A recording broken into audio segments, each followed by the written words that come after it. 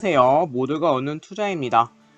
오늘은 기업 분석이 아니라 시장 분석을 한번 해보고자 합니다. 일단 목차를 보시면 첫 번째로는 오늘의 내용에 대한 간단한 요약, 그리고 2022년은 어떨 것인가, 마지막으로 반도체 바닥은 언제인까지 한번 이야기해보고자 합니다.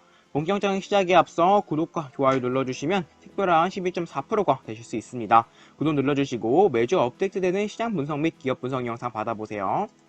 자, 한번 본격적으로 시작해보죠. 21년도 2분기 삼성전자, TSMC의 빈메모리팩 정전, 21년도 3분기에 베트남, 말레이시아 코로나 확진자 증가로 인하여 IT 공급망이 훼손되었습니다. 그리고 최근에는 중국 전력난 공급망 영향까지 받으면서 일부 IT 팹들의 가동률을 저하시키고 있죠.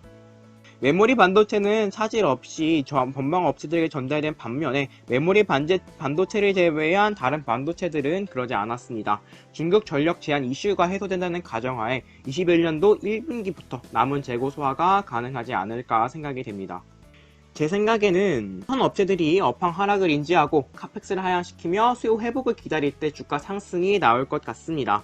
반도체 업황의 반등의 시점을 결정할 요인은 IT 공급만 차질 완화라고 생각합니다.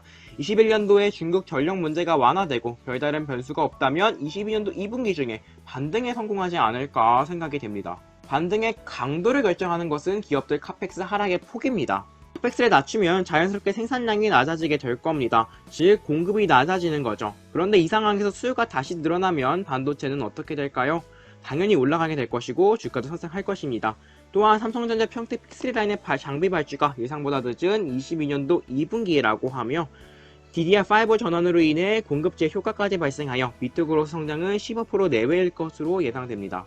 과거 반도체 기업들의 주가는 뒤늦은 실적 컨센서스 하락, 카펙스 전략 선행, PBR 밴드 하단 터치 등으로 인지할 수 있었습니다. 옆에 표를 보시듯 뒤늦은 실적 컨센서스 하락은 오히려 주가에 긍정적입니다. 또한 아마 업황 조정으로 인하여 기업들이 카펙스를 하향 조정할 듯 할 것입니다. 더불어 이미 SK 하이닉스의 경우 PBR 밴드 하단을 터치했죠. 올해 말은 불확실성의 정점일 것이며 내년부터 완만한 상승을 할 수 있지 않을까 예상됩니다. 본격적으로 2020년 전망해보도록 하겠습니다. 자, 그럼 언제 턴어라운드를 할 수 있을까요? 제 생각에서는 먼저 카펙스의 폭 여부가 굉장히 중요할 것으로 보입니다. 위에서도 말했듯이 생산업체들이 업황 하락을 인지하고 카펙스를 하향시킨 상태에서 업황 회복을 기다리는 것이 매우 중요합니다. 두 번째로는 중국 전력난 해결 여부입니다. 이 전력 제한 이슈가 IT 공급만 차질 기간을 추가적으로 연장시키고 있습니다. 중국 내 공장이 가장 많이 형성된 지역은 장수성과 광둥성으로입니다. 장수성에서는 381개가, 광둥성에서는 209개 공장이 있다고 알려져 있죠. 만약 올해 연말까지 이 이슈가 해소가 되지 않는다면 불확실성 요인은 더욱 커질 것 같아 보입니다. 2021년에는 IT 공급만 차질이라는 외부 요인이 지배한 해였습니다. 사실 이 업황 조정의 이유가 1분기에 부품 조달의 문제를 겪은 업체들이 2분기에 무차별적으로 선제 구매하기 시작했고 3분기에 들어서면서 재고 수준을 파악하여 구매하기 시작하면서 생겨난 것이라고 생각할 수 있습니다. 즉 코로나 기저 효과로 외부 요인이 너무 많았으나 2022년에는 비교적 자유로울 것으로 생각합니다.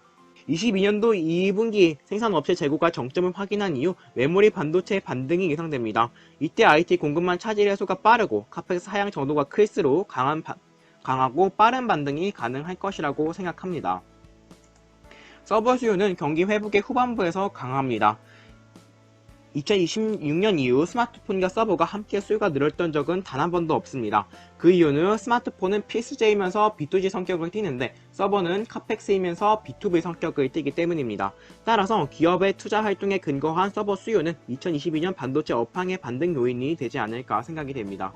또한 인텔과 AMD의 서버형 신규 플랫폼 출시가 곧 있습니다. DDR4에서 DDR5로의 전환은 첫째로 교체 수요 발생, 둘째로 공급 제약이 발생하고 세 번째로는 가격 프리미엄이 발생한다는 점에서 디램 산업에 매우 긍정적이라고 할 수 있습니다.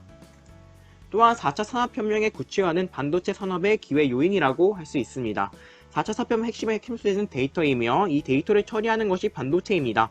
4차 산업혁명은 사실 IoT, 빅데이터, 인공지능, 사이버 피지컬 시스템, CPS라고 할 수 있습니다. 각각 IoT는 데이터를 취합, 빅데이터는 데이터를 해석, 인공지능은 해석한 데이터를 제어하는 것입니다. CPS는 가상세계와 현실세계를 연결해준 시스템으로 통신이나 보안 등 주변 환경 기술입니다.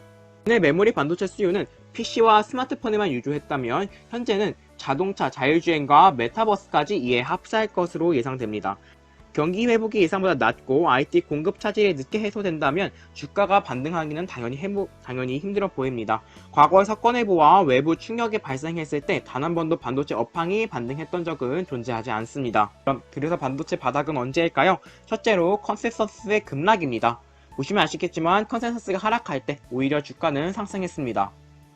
자, 두 번째로는 당연하게 출하량의 증가, 세 번째 현물가 상승, 마지막으로 고정가 상승이라고 할 수 있습니다.